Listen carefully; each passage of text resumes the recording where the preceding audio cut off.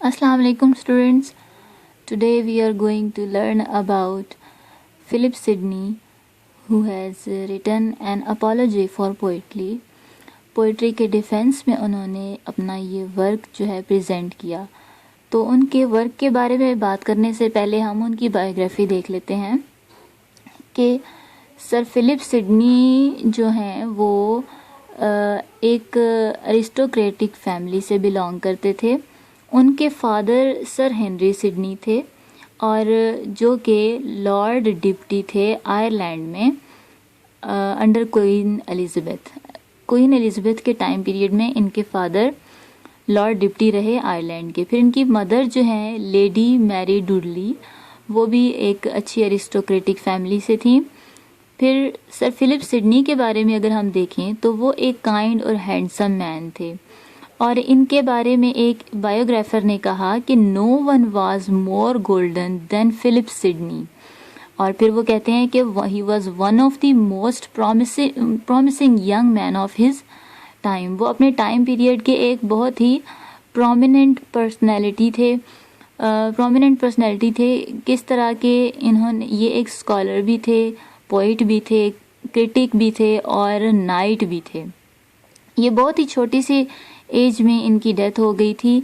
31 की एज में थे और इनको ये जो है इंजर्ड हो गए थे एक वॉर में. ये हम आगे देखेंगे. अच्छा, अब प्योरिटन्स का यहाँ क्या सीन है कि religion in 16th century English, उस टाइम पीरियड में हम देखते हैं कि मज़हब कैसा था कि रोमन कैथोलिक जो थे और दूसरी तरफ थे प्रोटेस्टेंट्स. अब प्रोटेस्टेंट्स ने चाहा कि जो रोमन कैथोलिक इनके जो चर्च हैं या इनका जो मज़हब है वो अच्छा नहीं है और पसंद नहीं करते थे उसको. प्रोटेस्टेंट ने कहा कि इस रोमन कैथोलिक और प्रोटेस्टेंट को मिला के अच्छी जो चीज़ें हैं इनकी निकाल के वो एक अलग से एक रिलीजन बनाए या एक अलग तबका आप कह लें कि वो बना लें. तो प्रोटेस्टेंट की वजह से एक नया जो है वो चर्च बनाया गया जो कि था दी चर्च ऑफ इंग्लैंड और दूसरा नाम उसका था दी एंग्लिकन चर्च. अब इन जो प्रोटेस्टेंट थे उनको ये भी पसंद नहीं आया. उन्होंने ये कमेंट करना शुरू कर दिया कि जो चेंजिंग है वो बिल्कुल भी नहीं आई, जो चर्च है वो उसी तरह रोमन कैथोलिक के चर्च जैसा ही है. तो उन्होंने अब ये प्योर जो है प्योरिटन्स थे, जो प्रोटेस्टेंट थे वो प्योर प्योरिटन्स थे. हम उर्दू लैंग्वेज में इसको कह सकते हैं कि कटर जो है ना प्योरिटन्स थे. अब ये हर किस्म के आर्ट से हेट करते थे, hated all types of art. जैसे आप कह लें कि पोइट्री है, ड्रामा है या पेंटिंग है, किसी भी किस्म का आर्ट है वो इससे हेट करते थे.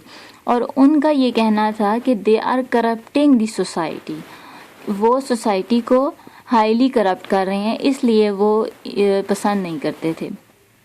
फिर सिडनी जो हैं, सिडनी के अपने बारे में देखते हैं कि उनके जो है उनके अंदर दो तरह की क्वालिटीज़ थी. कौन कौन सी? एक तो थी क्लासिकल, ठीक है, और दूसरी थी रोमांटिक क्वालिटी. ये दोनों क्वालिटीज़ उनके वर्क में हमें नज़र आती हैं.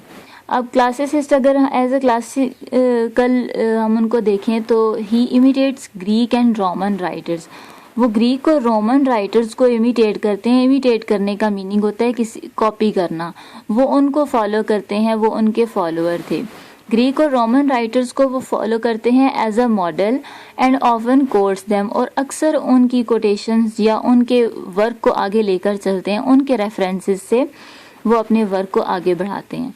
फिर सेकंड ये कि उनका ये कहना है कि metre and rhyme make poetry more beautiful, कि राइम, मीटर या आप कह लें कि डायलेक्ट जो होता है एक पोइट्री का वो उसको ज़्यादा खूबसूरत बना देते हैं. और वो ये भी कहते हैं कि polish it and add emotions. वो पोइट्री को ज़्यादा ब्यूटीफुल वे में पॉलिश करता है और फिर उसमें इमोशंस और फीलिंग के जो हैं वो इमोशंस और फीलिंग उसमें ऐड करता है. یہ ہم ان کے ورک جو این اپولوجی فار پوئٹری ہے اس میں ہم پڑھیں گے، کیونکہ اس میں بہت زیادہ ڈیٹیل میں انہوں نے بتایا ہے پوئٹری کے بارے میں، پوئٹک آرٹ کے بارے میں. انہوں نے ڈیفینڈ کیا ہے پوئٹری کو، ہائیلی ڈیفینڈ کیا ہے. اب یہ بھی کہا جاتا ہے کہ یہ جو این اپولوجی فار پوئٹری ان کا ورک تھا، یہ تقریباً پلیٹو سے لے کر ان کے ٹائم پیریڈ تک، ایلزابتھن ایج تک جتنے بھی چارجز تھے پوئٹری کے اگینسٹ، ان سب کو انہوں نے ڈیفینڈ کیا ہے، ان سب کو انہوں نے اس ایک ورک میں رپلائی کیا ہے.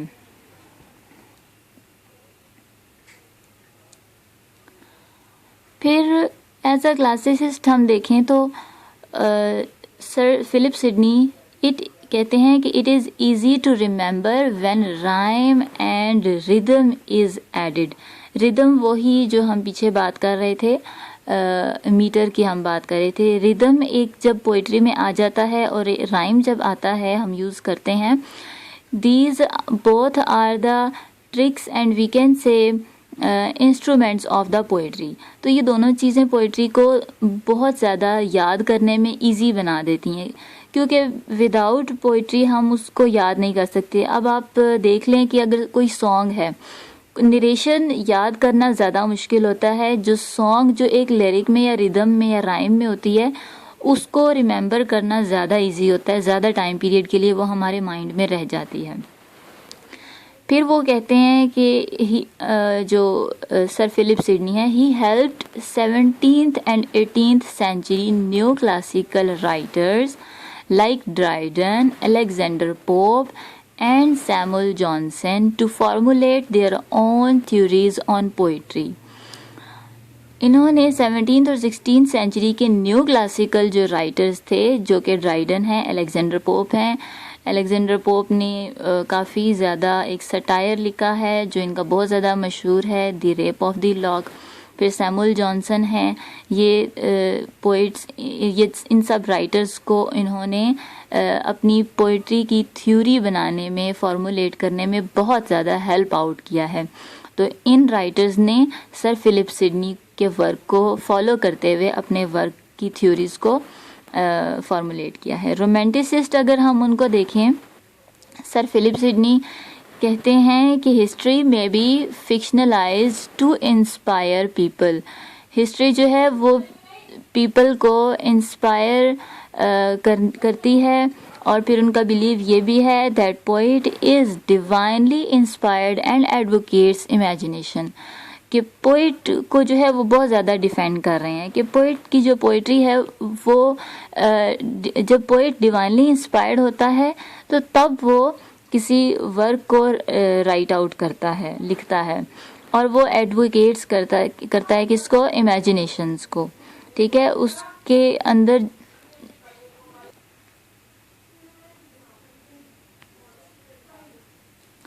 پھر ہم دیکھتے ہیں کہ ہی انسپائرڈ ورڈزورتھ، ٹھیک ہے، ایس ٹی کالج جنہیں سیمول ٹیلر کالج کہتے ہیں، P B Shelley and John Keats to believe in divine status of poetry. Poetry کے ڈیوائن اسٹیٹس پر بلیو کرتے ہوئے انہوں نے کس کس کو انسپائر کیا ہے؟ ورڈزورتھ کو، ایس ٹی کالج کو، پی بی شیلے کو، جان کیٹس کو. جان کیٹس پوئٹ آف بیوٹی کہلائے، S T college super natural poetry کے جو ہے فادر کہلائے، اور ورڈزورتھ جو ہے پوئٹ آف نیچر کہلائے. تو یہ سب چیزیں ایز اے رومانٹسسٹ کس کے اندر موجود تھی؟ سر فلپ سڈنی کے اندر موجود تھیں. یہ سب کوالٹیز تھے ان کے اندر. پھر ہم دیکھتے ہیں کہ ان کے ٹائم پیریڈ میں تھیٹر کیسا تھا، اور اس کے بارے میں سر فلپ سڈنی نے کیا ہمیں سجیشنز دی ہیں، یا رائٹرز کو یا پوئٹس کو. تو وہ کہتے ہیں کہ not to mix comedy with tragedy, جیسا کہ شیکسپیئرین ٹائم پیریڈ میں ہو رہا تھا. شیکسپیئر ایسا ہی ٹریجڈی لکھا کرتے تھے. پھر کرسٹوفر مارلو کا جو ڈاکٹر فاسٹس ہے اس میں بھی ٹریجی کامیڈی ہے وہ بھی. تو سر فلپ سڈنی نے یہ سجیشن دی کہ کامیڈی کو ٹریجڈی کے ساتھ مکس اپ نہیں کریں، کیونکہ ٹریجڈی کا جو ایک آپ کہہ لیں کہ ایک انسپائریشن ہوتی ہے وہ ختم ہو جاتی ہے، اور کامیڈی کو جب اس کے ساتھ مکس کر دیا جائے تو وہ ختم ہو جاتی ہے. Comedy should be separate and tragedy should be separately right. Advise to maintain 3 unities. انہوں نے 3 یونٹیز کون کون سی ہیں؟ ایک ہے یونٹی آف ٹائم، سیکنڈ ہے یونٹی آف پلیس، اور تھرڈ ہے یونٹی آف ایکشن. انہوں نے ان تینوں یونٹیز پر بہت زیادہ فوکس کرنے کا کہا، جبکہ ارسطوٹل کو دیکھا جائے تو انہوں نے تینوں میں سے صرف ایک یونٹی پر زیادہ فوکس کیا ہے، اس پر زور دیا. وہ یونٹی ہے یونٹی آف ایکشن. ارسطوٹل نے یہ کہا کہ اگر آپ unity of action per focus زیادہ کرتے ہیں تو آپ کا یونٹی آف ٹائم اور پلیس خود بخود کیا ہو جائے گا؟ مینٹین ہو جائے گا. لیکن اس سے تھوڑا ہٹ کے سر فلپ سڈنی نے یہ سجیسٹ کیا کہ 3 unities are more valuable for a writing. پھر انہوں نے کنڈیم کیا نان سینس کامیڈی کو، کہ نان سینس کامیڈی نہیں ہونی چاہیے. اس کی ریزن یہ تھی کہ نان سینس جو کامیڈی ہوتی ہے وہ سوسائٹی کو یا انڈیویجول کو اویئرنیس نہیں دیتی ہے، ٹھیک ہے، وہ نان سینس کہلاتی ہے اور اس سے کوئی سبق ان کو حاصل نہیں ہو سکتا.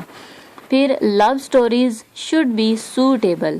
لو سٹوریز جو ہیں وہ سوٹیبل ہونی چاہیے، ان میں کوئی بلنڈر یا اس ٹائپ کی چیزیں نہیں ہونی چاہیے.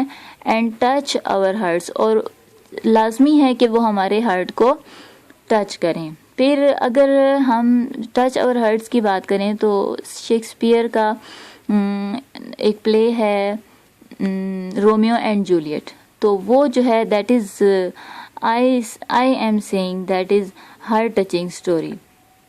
تو آپ بھی اس کو پڑھیے گا، بہت ہی نائس ہے. پھر لاسٹ میں جو ہے ہم یہ کہتے ہیں کہ سر فلپ سڈنی نے بہت زیادہ انگلش لینگویج کو پریز کیا ہے.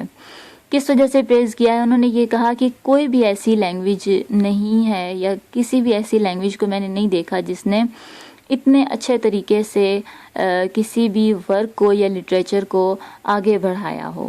تو انہوں نے اس کو بہت زیادہ ایڈمائریشن دی ہے. And paved the path for English writers. اور سر فلپ سڈنی نے کیا کیا کہ کمنگ جو رائٹرز تھے ان کے لیے ایک اسموتھ پاتھ جو ہے وہ انہوں نے پیش کیا. اور پھر سر فلپ سڈنی جو ہیں وہ ہم یہ کہہ سکتے ہیں کہ سر فلپ سڈنی ایکچولی ان کا نام تھا، سر ان کے نام کے ساتھ تب لگایا گیا جب ان کو نائٹ بنایا گیا تھا. تو یہ تھا ہمارا part 1 an apology for poetry کا، جس میں ہم سر فلپ سڈنی کی بایوگرافی کو اور تھوڑے بہت ان کے جو ان کی لائف میں انفلوئنسز تھے وہ ہم نے ڈسکس کیے ہیں. پارٹ 2 میں باقی سارا جو این اپالوجی فار پوئٹری ہے اس کا ہم اوور ویو ایک دیکھیں گے، ایک سمری ہے جس کو ہم ڈسکس کریں گے. تو اسٹے ٹیونڈ ود اس learning site. Like, subscribe and share this channel.